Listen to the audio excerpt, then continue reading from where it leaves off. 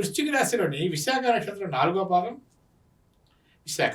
అనురాధ నక్షత్రం 4 పాదాలు, తర్వాత ఏంటంటే జ్యేష్ఠ నక్షత్రం 3 పాదాలు కలిపి వృశ్చిక రాశిలో ఉంటాయి.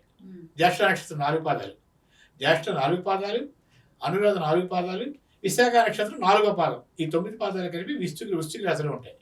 ఈ వృశ్చిక రాశి కూడా చాలా తెలివైనది. క్రిమి ఇందాక అనుకున్నాను, తెలివైన క్రిమిని. ఇది సంతాన విషయంలో కూడా ఇందాక అర్థఫలాన్ని కలిగి ఉంటాయి. వాళ్ళు ఏంటంటే వాళ్ళకి దేనికి ప్రాధాన్యత ఇవ్వరు, వాళ్ళ జీవితం కూడా సగంలోనే ముగించిపోయే అవకాశాలు ఉంటాయని చెప్పి అంటుంది. సర్వసౌఖ్యాలు అనుభవిస్తారని. వీడికి ఇప్పుడు సాధ్యవంతులు పూర్ణాయువు కలిగినటువంటి వాళ్ళు వృశ్చిక రాశి వాళ్ళు 65-70 సంవత్సరాల దాకా మాత్రం చక్కగా ఆరోగ్యకరంగా ఉంటారు. అది మాత్రం కరెక్ట్. ఎందుకంటే మిగతా రాశులు అలాంటివి, మిగతా నక్షత్రాలు అలాంటివి. అనురాధ శని ఆయుకారకుడు కాబట్టి వాళ్ళు పూర్ణాయువు కలిగిన వాళ్ళు మాత్రం ఉన్నారు. 70 సంవత్సరాల దాకా వాళ్ళు పూర్ణాయు. వృశ్చిక రాశి వాళ్ళు 65-70 వరకు కూడా బతికే అవకాశాలు చాలా వరకు ఉంటాయి శని ప్రభావం వల్ల. తర్వాత విశాఖ నక్షత్రం 4వ పాదం, విశాఖ నక్షత్రం 4వ పాదం కాబట్టి గురు ప్రభావం కొంచెం తగ్గుతుంది వాళ్ళకి. ఎందుకంటే విద్యాపరంగా ఎదుగుతారే కానీ ఒక హూణ విద్యలు మామూలు విద్యలు కొన్ని ఉంటాయి. అంటే కొంతమంది కొత్త కనసాం ఇష్టం, కొంతమందికి ఏంటంటే మామూలుగా శాస్త్రీయమైనటువంటి వృత్తులు చదువులు ఇష్టం. కాబట్టి తెలుగు భాష పట్టుకుంటా. తెలుగు భాష ఎందుకురా నీకు ఎందుకు పనికి వస్తుంది తెలుగు భాష, తెలుగు భాషలో నీకు అన్నం పెడుతుందా అంటే ఇంగ్లీష్ నేర్చుకుంటే అసలు ప్రపంచాన్ని ఆగగలనేటువంటి వాతావరణంలో ఇంగ్లీష్ భాష నేర్చుకునే వాళ్ళు చాలా మంది ఉంటారు. ఈ ప్రకారంగా భాషలో కానీ అన్నింటిలో వైవిధ్యం ఉంటుంది. కాబట్టి సాత్వికమైనటువంటి వాళ్ళకి ఇష్టపడరు. కొంచెం బలమైన సబ్జెక్టులు మాత్రం తీసుకుంటారు వాళ్ళు. ఆ బలమైన సబ్జెక్టులు తీసుకొని దానికి పోరాడతారు. అలాగే వృశ్చికం కూడా చాలా తెలివైంది. దానికి ఎక్కడి నుంచి వెనక నుండి ముందుకు కళ్ళు ఉంటాయన్నమాట ఉంటాయి. వెనక్కి మాత్రం చూసేటువంటి ఏమాత్రం శత్రువు వచ్చినా సరే వెంటనే కాటు వేసే స్వభావం ఉంటుంది. లేకపోతే మనం ఊసే పట్టదు. కాబట్టి చివరి వరకు చూస్తే తప్పనిసరిగా ట్రీట్మెంట్ ఇచ్చేస్తుంది. కాబట్టి వృశ్చిక రాశి వాళ్ళు కూడా చాలా జాగ్రత్త అయినటువంటి వాతావరణంలో వాళ్ళని గమనించవలసి ఉంటుంది. వృశ్చిక రాశికి మంచి తెలివితేటలు ఉంటాయి, ఉన్నతమైనటువంటి విద్యపరం ఉంటుంది. కాబట్టి మామూలు విద్యలు మాత్రం కాదు, బలమైన చదువులు చదువుతారు, ఉన్నత ఉద్యోగాలు చేస్తారు. వాళ్ళు కోపం వచ్చినా తట్టుకోలేరు. తర్వాత పనిష్మెంట్ ఇవ్వడంలో కూడా వాళ్ళు వెనుకాడరు. ఈ ప్రకారంగా వృశ్చిక రాశికి సంబంధించిన వ్యవహారాలు మాత్రం వృశ్చిక రాశికి అటువంటి లక్షణాలు ఉంటాయి. ఆ 3 నక్షత్రాల ప్రభావం వల్ల గురు ప్రభావం చాలా తక్కువలో ఉంటుంది. విశాఖ నక్షత్రం గురు ప్రభావం కాబట్టి విశాఖ నక్షత్రం ఒక్క పాదమే ఉంటుంది. కాబట్టి ఆ విశాఖ అనురాధ నక్షత్రం శని 4 పాదాలు ఉంటాడు. కాబట్టి జ్యేష్ఠ నక్షత్రం బుధుడు మంచి విజ్ఞాన శాస్త్రం, గణిత శాస్త్రం బాగా అబ్బుతుంది వాడికి. బుధుడు మంచి గ్రహం కాబట్టి 4 పాదాలు గుణితల ప్రభావం ఒకటే. కాబట్టి మొత్తం ఇవన్నీ కలిపి వృశ్చిక రాశికి మాత్రం ఒక ఉన్నతమైనటువంటి స్థానం వస్తుంది. ఈ ప్రకారంగా వృశ్చిక రాశి వాళ్ళు చాలా తెలివైన వాళ్ళు, గంభీరం గల వాళ్ళు చెప్పుకోవచ్చు. తర్వాత ధనుస్సు రాశి. ధనుస్సు రాశి సాధారణంగా మంచి రాశి. ఎందుకంటే వాళ్ళు విల్లు అంటే దానికి ఒక దృక్పథం ఉంటుంది, ఒక గోల్ ఉంటుంది, ఒక లక్ష్యం ఉంటుంది. దాని పేరే విల్లు. ఆ ప్రకారం గురి చూసుకుంటేదే ధనుస్సు. కాబట్టి అందులోని మూలా నక్షత్రం, పూర్వాషాఢ నక్షత్రం, ఉత్తరాషాఢ నక్షత్రం ఒక పాదం కలిగింది ధనుస్సు రాశి. మూలా నక్షత్రం కేతు మహాదశ. ఇందాకే చెప్పాను కేతు గొప్పవాడని. ఆ ప్రకారం మూలా నక్షత్రం ఆడపిల్లకు పుడితే కట్నం లేకుండా పెళ్లి చేసుకోవాలి. మగవాళ్ళు ఇంకా పుట్టింట్లో కొంచెం ఇబ్బందికరమైన వాతావరణాలు సముదాయాన్ని బట్టి వస్తాయి. కానీ మూలా నక్షత్రం పిల్ల అదృష్టవంతురాలు అని చెప్పుకోవచ్చు. ఆడపిల్ల మగవాళ్ళకి కానీ ఆడవాళ్ళకి కానీ మూలా నక్షత్రం గొప్ప నక్షత్రం. కానీ ఏమంటారు మొత్తం కూడా తుడిచిపెట్టిపోయే రకంగా పుట్టింట్లో కొంచెం ఇబ్బంది అమ్మా. మూలా నక్షత్రంలో ఆడపిల్ల పుడితే అదే రెండో సంతానంలో కాదు, మొదటి సంతానం మూలా నక్షత్రం కాకూడదు. అన్నిటికి పిడికి బియ్యానికి ఒకటే మంత్రం అంటాడు ఎవడు, అది వేరే విషయం. కాబట్టి మూలా నక్షత్రం గొప్పది. అందుకంటే మృగాస్త్రి పుష్యమ పునరుసూచ హస్తానురాజ శ్రవణించ మూల అని మూలా నక్షత్రం వివాహాలకు మంచిది. చాలా విషయాల్లో మూలా నక్షత్రం గొప్ప నక్షత్రం. కాబట్టి మూలా నక్షత్ర జాతకులు ఆడపిల్లలు కానీ మగవాళ్ళు కానీ గట్టిగా ఉంటారు, చాలా మంచి దృఢమైన మనస్తత్వం కలిగి ఉంటారు, అన్ని రంగాల్లో విజయం సాధించగలిగిన వాళ్ళు ఉంటారు, గొప్పవాళ్ళు వాళ్ళు. ఆ ప్రకారంగా మూలా నక్షత్రానికి ధనుస్సు రాశిలో ఉంటుంది. దృక్పథం కూడా ఒక గోల్ ఉంటుంది, వాళ్ళకి ఒక లక్ష్యం ఉంటుంది. కాబట్టి అది ఆ ప్రకారంగా ధనుస్సు రాశి గొప్పది, ఒక లక్ష్యంతో వాళ్ళు ఉంటారు. కాబట్టి మూలా నక్షత్రం కేతు మహాదశ, పూర్వాషాఢ నక్షత్రం శుక్రుడు కలిగి ఉంటాడు. కాబట్టి శుక్రుడు తాలూకు గుణగణాలు కూడా మనం చెప్పుకున్నాం. మిగతా రాశులను కూడా శుక్రుడు గొప్పవాడిని, కళారంగాన్ని సేవ చేసిన వాడిని, కళారంగం ఇచ్చిన వాడిని కానీ వాళ్ళ శుక్రకళలు ఉంటాయని కూడా ఇంతకుముందు చెప్పుకున్నాం మనం.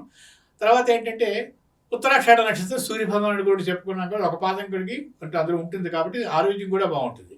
ఆరోగ్యం ఇచ్చేవాడు రవి, ఉత్తరాషాఢ శుక్రుడు కళారంగాన్ని సేవ చేసిన వాడు శుక్రుడు, మూలా నక్షత్రం కేతు మహదశ సంబంధించింది, కేతువుకు సంబంధించింది. అది దృఢంగా బలంగా ఉన్నవాడు కూడా ఈ 3 ప్రభావాలు కూడా ధనుసు రాశి మీద పడతాయి కాబట్టి ఆ ధనస్సు అంటే వీళ్ళు ఒక గోలు, ఒక లక్ష్యం కలవాలని చెప్పి చెప్పుకోవచ్చు. తర్వాత మకర రాశి. మకరం ఉభయచరం అంటారు దాన్ని. ఉభయచరం అంటే నేల మీద బతకగలదు, తర్వాత ఏమో నీటిలోనే బతకగలదు. నీళ్ళలోనూ అసలు డిగిడి ఏనుగు పట్టు అంటారు. కానీ నీటి బలం బయటకంటే నీటిలో ఉన్నప్పుడు దానికి బలం ఎక్కువ.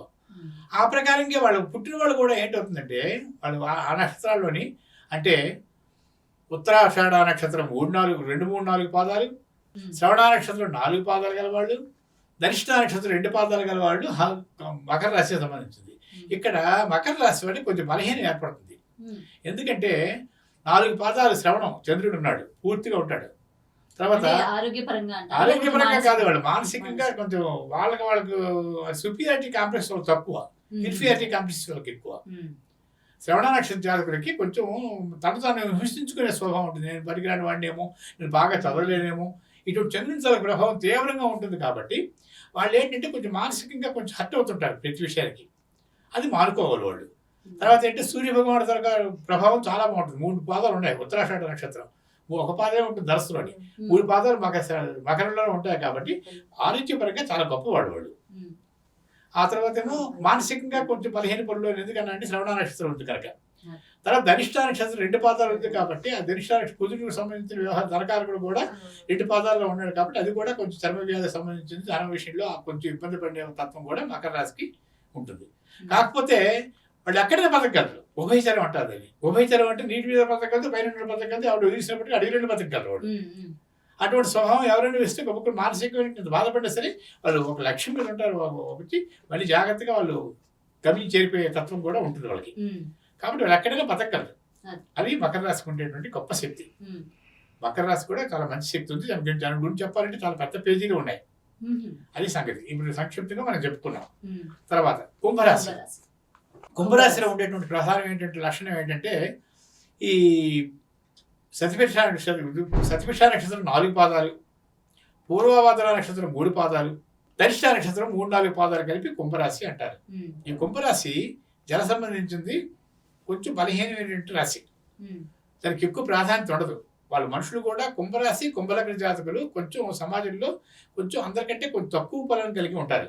ఇంచుమించు అన్ని 11 రాశులు ఒక విధంగా ఉంటే కుంభరాశి వాళ్ళు గుర్తింపు కాదు, చాలా కష్టపడాల్సి వస్తుంది. గుర్తింపు కోసం చాలా కష్టపడాల్సి వస్తుంది. కుంభరాశి జాతకులు ఉన్నతంగా ఎదిగారు, బ్రహ్మాండంగా ఉండగలిగారు అనేటువంటి వాతావరణం మాత్రం సమాజంలో రాలేదు. ఎందుకంటే వాళ్ళు దూసుకుపోయే తత్వం వాళ్ళకు ఉండదు. ప్రతిదానికి ఆలోచించి వెనక్కి వెళ్ళే తత్వం ఉంటుంది. కాబట్టి వాళ్ళు ఎందుకు ముందుగా దూసుకుపోయి ఒక లక్ష్యంతో వాళ్ళు ఉండరు అని అనుకోవచ్చు. కొంతమంది మాత్రం ఉన్నతంగా ఉన్నా సరే వాళ్ళు కొంతవరకు కూడా వాళ్ళు ఏదో మరో ప్రభావం వల్ల మాత్రం కొంచెం వెనకబడి ఉంటారు. కాబట్టి కుంభరాశి వాడికి కొంచెం జాగ్రత్త పరంగా ఉండేవాళ్ళు పెద్దల తాలూకా సలహా తీసుకొని ఆ రాశి వాళ్ళు మాత్రం జాగ్రత్తగా ఉంటారు. ఎందుకంటే దానికి సంబంధించింది ధనబలం కొంచెం తక్కువ ఉంటుంది. ధనిష్ట నక్షత్రం తర్వాత ఏమో సత్పిష నక్షత్రం రాహుబలం, పైశాచిక గ్రహం అంటారు. కారకుడు రాహు ప్రభావం కూడా అంత బాగుండదు. తర్వాత పూర్వభద్ర నక్షత్రం గురుబలం బాగుంటుంది కాబట్టి వాళ్ళు బాగా చదువుతారు, రెడీ చేసుకుంటారు. గబుక్కుని 2 ఘోరమైన నక్షత్రాలు 2 ఉన్నాయి, సతిభిషం ఒకటిను ధనిష్ట నక్షత్రం. అవి ఆ గురుని తాలూకు ప్రభావాన్ని కొంచెం తగ్గింపు చేస్తాయి. కాబట్టి కుంభరాశి కొంచెం బలం తక్కువ. కాబట్టి కుంభరాశి వాళ్ళు పైవాడు ఎవరైనా సరే అన్నదమ్ములో అక్కచెల్లిలో మరొక సపోర్ట్ తీసుకుంటే వాళ్ళు ఉన్నతంగా ఎదగలరు. వాళ్ళ వ్యక్తిత్వం వికసించాలంటే మాత్రం మరొక సలహా వాళ్ళకి అవసరం. కాబట్టి కుంభరాశి కొంచెం బలహీనటువంటి రాశి అని మనం చెప్పుకుంటారు. అది సంగతి. తర్వాత వచ్చేది మీనరాశి. ఈ మీనరాశి చాలా తెలివైంది చేప. అందము, ఆకర్షణ, తర్వాత సూర్యకిరణాలు ఎన్ని కోట్ల మైళ్ళ దూరంలో ఉన్నా సరే ఆకర్షించే శక్తి చేపకుంటుంది. ఎందుకంటే అది నిజం చెప్పాలంటే బయటకు వచ్చిన తర్వాత ఆ చేప బతకగలదు. మళ్ళీ నీటిలో మాత్రం పుష్కలంగా ఉండేది గొప్ప తెలివిని కలిగి ఉంటుంది. ఎలాగ ఆహారం సంపాదించుకోవాలో, ఎక్కడ ఉండాలో, ఎక్కడ తప్పించుకోవాలో, ఎక్కడ తిరగబడాలో అని చెప్పి దాని గొప్ప తెలివైంది చేప అంటారు. నేను అందుకే మహావిష్ణువు తీసుకున్నాడు. గొప్ప తెలివైందని చెప్పాలి. నేను ఆ మెయిన్ రాశిలో ఏవేవి ఉంటాయంటే ఈ ఉత్తరాభద్ర నక్షత్రం 4 పాదాలు, రేవతి నక్షత్రం 4 పాదాలు, పూర్వభద్ర నక్షత్రం 4వ పాదం కలిపి మీన రాశిలో ఉంటాయి. ఈ మీన రాశి అంటే వీళ్ళు చాలా సున్నితమైన మనస్తత్వం కలిగిన వాళ్ళు ఉంటారు. రెండోది ఏంటంటే గురు ప్రభావం పుష్కలంగా ఉంటుంది. తర్వాత ఏంటంటే గురుని తాలూకు ప్రభావం ఉంటుంది. ఉత్తరాభాద్ర నక్షత్రం శని మహాదశ, శని మంచి బలంగా ఉంటాడు. రేవతి నక్షత్రం బుధుడు ఉంటాడు. శని బుధుడు మంచి ప్రభావాన్ని కలిగి ఉంటారు. కాబట్టి మీనరాశి వాళ్ళకి ఈ ఒక సాంఘిక జీవనంలో గొప్ప గట్టివాళ్ళు. మీనరాశి వాడు గట్టివాడు. కాకపోతే కొన్ని ప్రభావాల వల్ల మాత్రం ఆ లగ్నాతో ఉండేటువంటి ప్రభావం గురుడు బాగులేకపోయినా, శని బాగులేకపోయినా, గురుడు బాగులేకపోయినా మీనరాశికి కొన్ని రకాల ఇబ్బందులు వస్తాయి. కానీ వాళ్ళు తట్టుకునే శక్తి కూడా మీనరాశికి అంత పెద్దగా ఇబ్బంది పెట్టదు. కుంభరాశికి మనం ఒక పక్కన పెడితే మీనరాశికి అంత ఉన్నతంగా తీసుకెళ్ళచ్చు మనం. కాబట్టి ఈ 12 రాశుల ప్రభావాల్లో మీనరాశి ఉత్తమమైంది అని మనం చెప్పుకోవచ్చు. కాబట్టి ఈ ప్రభావాలు ఈ సంక్షిప్తంగా మాత్రమే చెప్పుకోవచ్చు. ఎందుకంటే దీనిలో ఇంకా లగ్నాత్తు 3, 6, 11 ఒకటే స్థానాల్లో పాపగ్రహాలు యోగిస్తాయని, కేంద్ర కోణాల్లో గ్రహాలు ఉండాలని, తర్వాత ఇరుపార్శ్వాల్లో పాపగ్రహాలు ఉండక పాపార్కులు శుభార్కులు ఉండాలని, అటు లగ్నాత్తు ఎన్నో స్థానంలో ఉండాలని, దశలో అంతర్దశ కట్టాలని, ఆ అంతర్దశ ప్రభావాన్ని బట్టి గోచారం కూడా స్థితి కలిగి ఉండాలని ఒక వ్యక్తి జాతకం చెప్పాలంటే పేగులు దిగిపోతాయి. అంత జాగ్రత్తగా చెప్పలేనప్పుడు మాత్రం దాని రిజల్ట్ వస్తుంది. జ్యోతిష శాస్త్రంలో అంత క్షుణ్ణంగా బాగా అధ్యయనం చేసి బాగా ఎక్స్పీరియన్స్, బాగా అనుభవం ఉన్న వాళ్ళు మాత్రమే అందులోకి వెళ్ళగలరు. ఎందుకంటే అది చూస్తూ పక్క వాళ్ళ తరక జీవన విధానాలు కూడా గమనిస్తూ ఆ లోటుపాట్లు కూడా సవరించుకుంటూ తను చెప్పింది కూడా మళ్ళీ సరిదిద్దుకుంటూ చేసుకునేటువంటి ఉన్నతమైనటువంటి సబ్జెక్ట్ జ్యోతిష శాస్త్రం. ఇది చెప్పడం మామూలు మనిషి ఎవరు చెప్పడం కష్టం. కాబట్టి ఇంతవరకు మనం సంక్షిప్తంగా ఈ ఛానల్ ద్వారా ఈ 12 రాశుల గురించి మనం చెప్పుకున్నాం. ఈ అవకాశం నాకు ఇచ్చినందువరకు మీ అందరికీ ధన్యవాదాలు తెలియజేసుకుంటూ మీ ఇప్పుడు నరసింహం. ఏది ఏమైనా గురుగారు, ఇప్పటి వరకు ప్రజల్లో ఉన్న ఈ అనుమానాలు అంటే ఈ 12 రాశులు అలాగే ఈ 21 నక్షత్ర యొక్క ప్రభావం ప్రజల మీద ఏ విధంగా ఉంటుంది, ఎటువంటి ప్రలోభాలకు దారితీస్తుంది అన్న విషయాన్ని చాలా క్లుప్తంగా చెప్పినందుకు ధన్యవాదాలు గురుగారు. For more videos like this, subscribe Big TV channel.